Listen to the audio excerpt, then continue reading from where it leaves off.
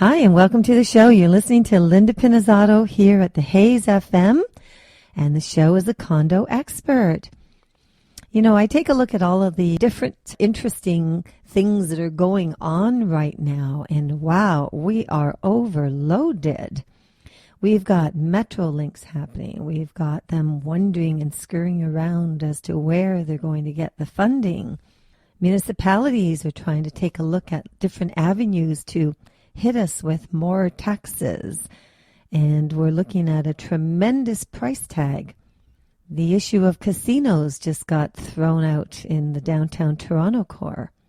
Transportation gridlock is at the forefront. Now I understand that today there's actually going to be a huge coverage with respect to condominiums and short-term rentals. Now, doesn't that one sound familiar? And you heard it here on the Condo Expert, because if you go back to some of my podcasting, you will find that numerous times I've put on the table the problem with the short-term rentals and how it creates an unsafe environment for condominiums.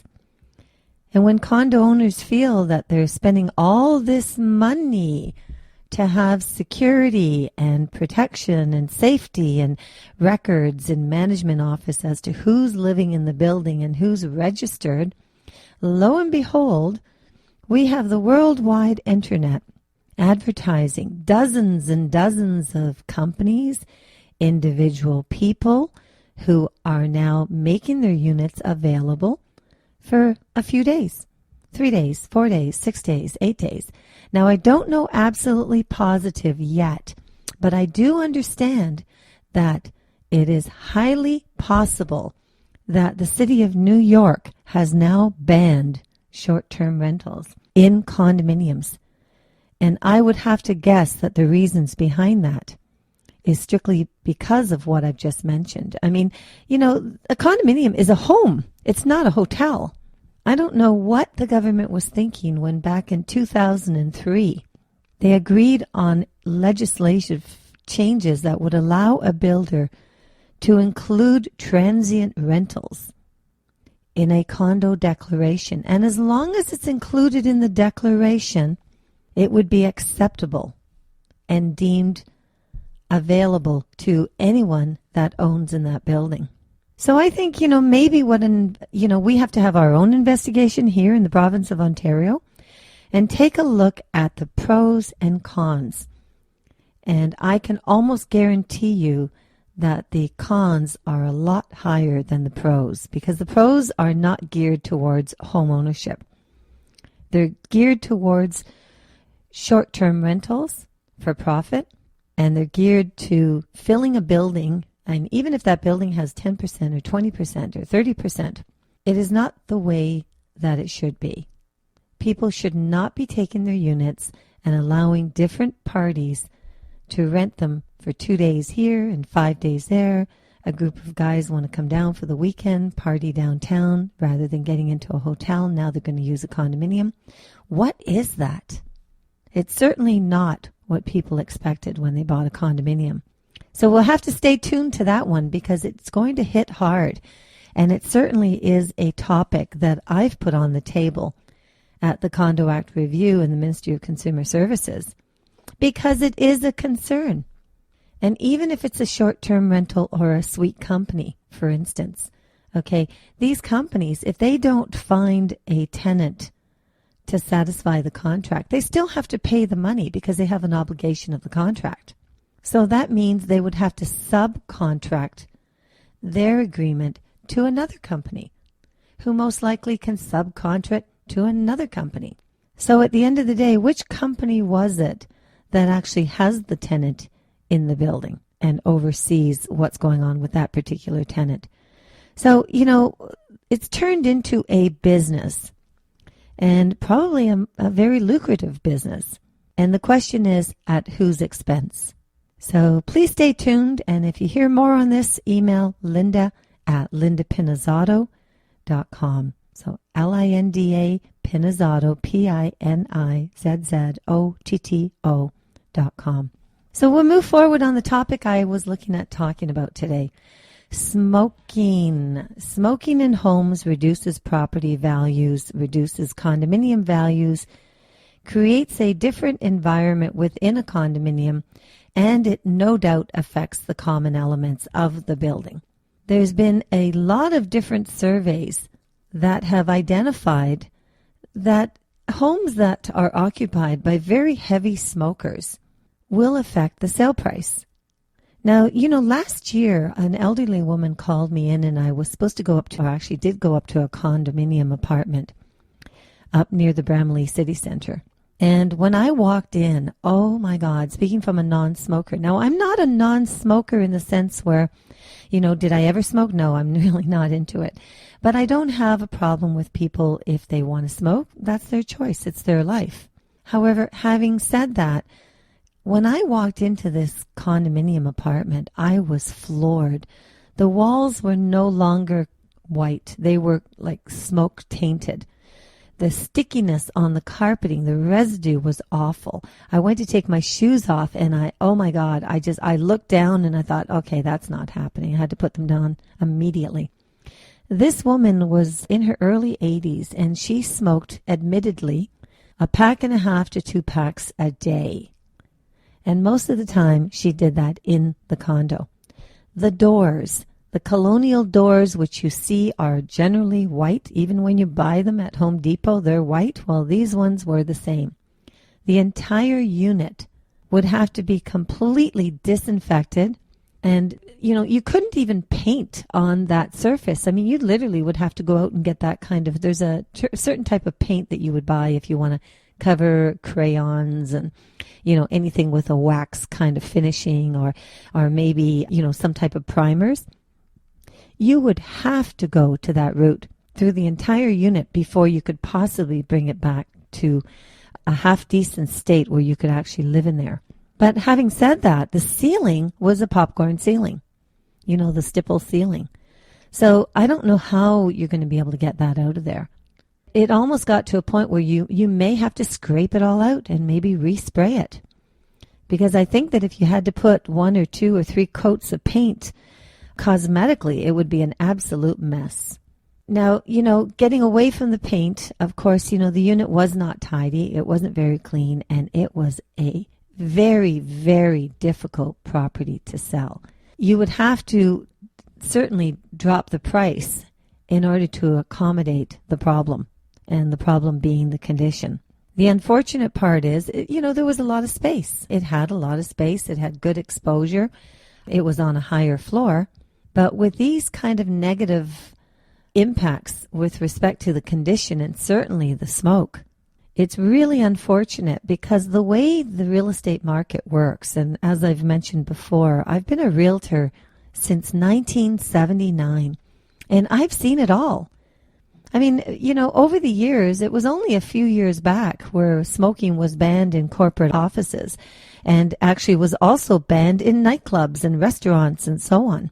And obviously, it was deemed medically unsafe with secondhand smoke to be traveling around and affect other people.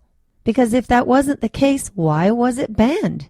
And why do we have non-smoking conditions in the majority of venues and, facilities, amenities and, commercial buildings and so on out there? Plazas, shopping centers, buses, but not condominiums.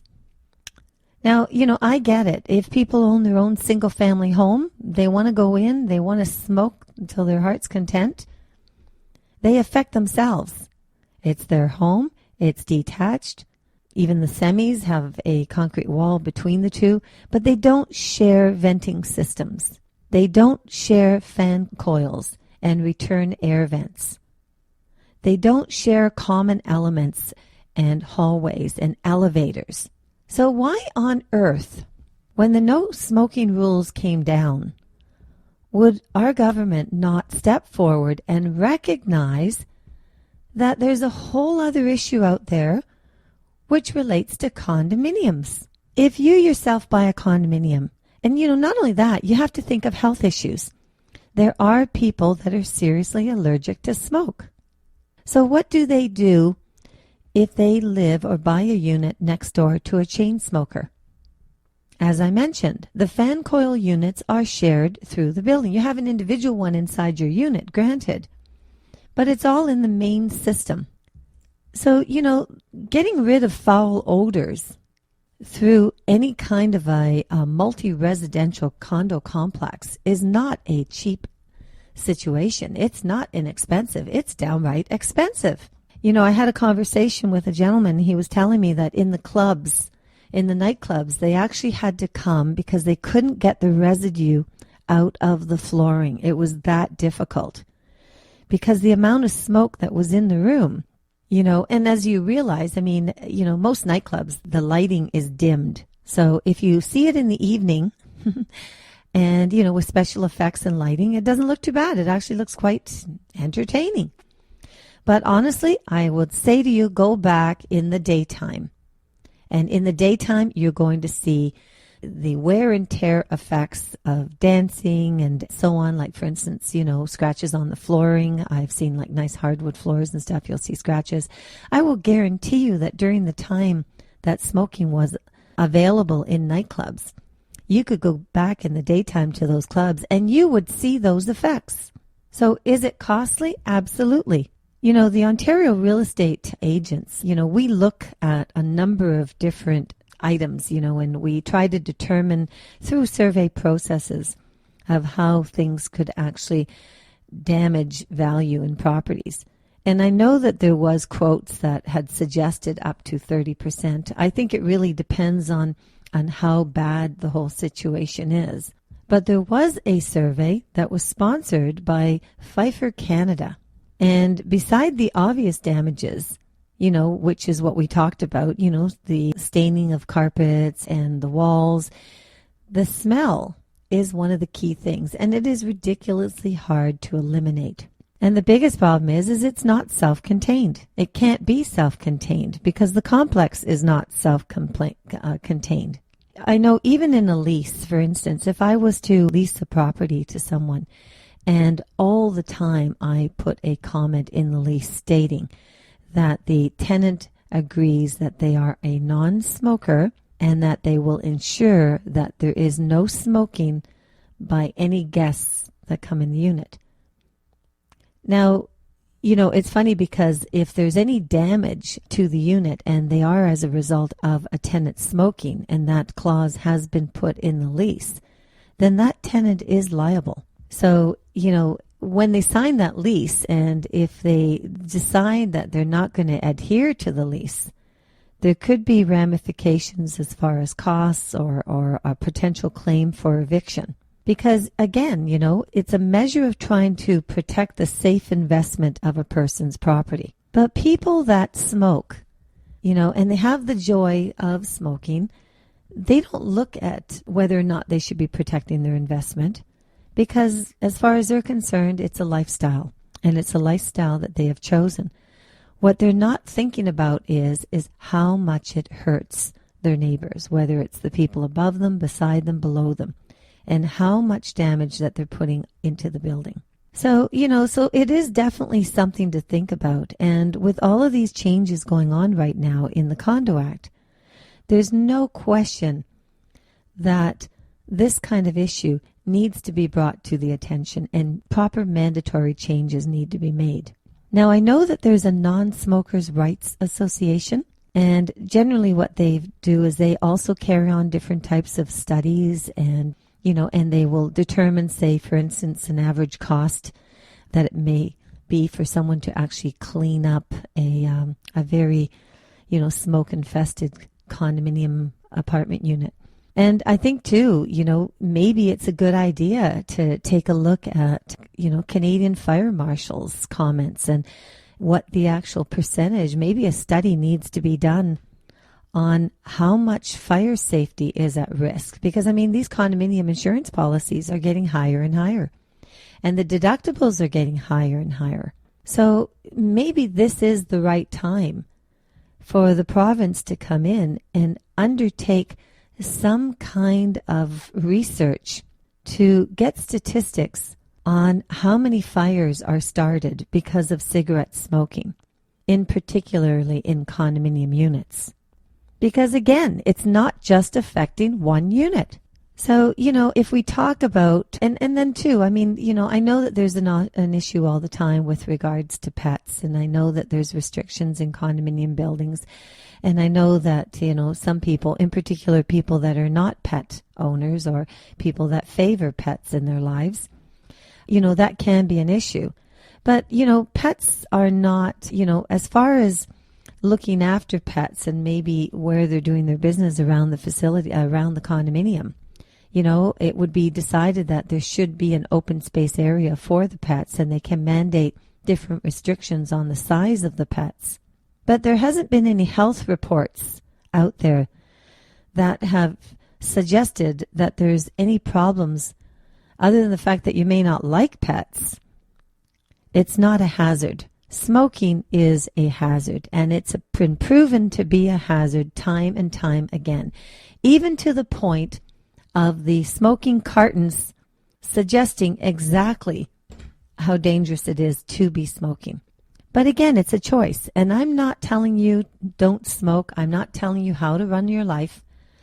I'm just basically providing the information and showing how it actually can cause a negative value to your property and certainly to the condominium amenities throughout the building. And what does an owner do?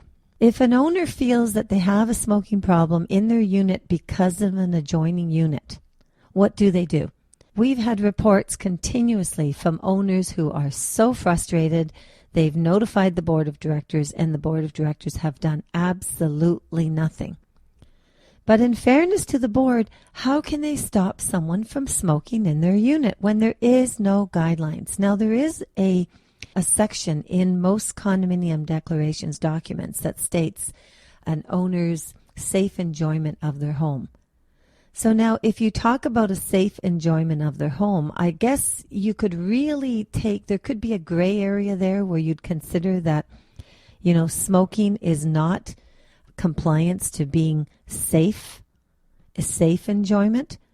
So I think that gray area could maybe give the grounds. But again, it's going to be a mediation type of dispute resolution. I don't believe that a board of directors at this particular time would have the power to knock on someone's door and or send them a registered letter to inform that owner or the tenant that could be in that unit, even though the tenant has it in their lease that they should not be smoking. It's possible they may be. And then the problem is how does the owner find out? The owner will only find out if they are taking the time to go and investigate the unit. So there is a little bit of a remedy there for tenants, but what remedy is there for owners that are smoking in these units? There's a lot of restoration companies out there, such as, Winmar in particular, Winmar Disaster Restoration. I've worked with them in the past, and they're an excellent company.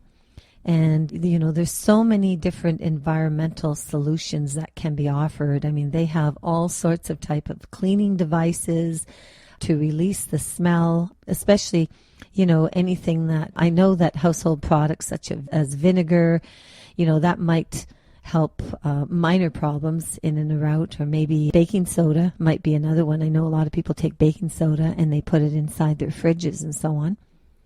But, again, I mean, if a condo corporation was to move forward and hire a company like Winmar, that would cost money. And that generally is not money that should be budgeted for because it's not the normal standard operations of a condominium building. So we're going to talk a little bit more about this situation. So please stay tuned. You're listening to Linda Pinizzotto, the condo expert. Linda Pinizzotto, whether it's a house, townhome, or condo, when you're ready, she's your negotiator. With 34 years of experience, Linda guarantees that you have the real estate knowledge you need to make the right decisions. Call Linda Pinizzotto at Sutton Group Quantum Realty, 416-561-7373, or visit her at lindapinizzotto.com. And thank you so much for joining me. Today has been just a fascinating time of learning so much of what's going on out there, and that's what the Condo Expert is all about. I'll hit so many different issues. You'll notice them on iTunes and on podcast. Reporting here from the Hayes FM, you have been listening to Linda Pinizzotto of the Condo Expert. Now, also remember, register yourself. If you're a condo owner or condo buyer, register at www.coaontario.com. And also, if you've got questions, whether they're real estate related or condominium or property values, this and that, I wouldn't have the information I have had I not had the experience that I've received, and I certainly wouldn't have been able to start the Condo Owners Association without having this kind of a background. So contact me at Linda Pinizzotto, Pinizzotto, at coaontario.com or Linda at lindapinizzotto.com. Until the next time, have a fantastic day, and thank you so much for tuning in.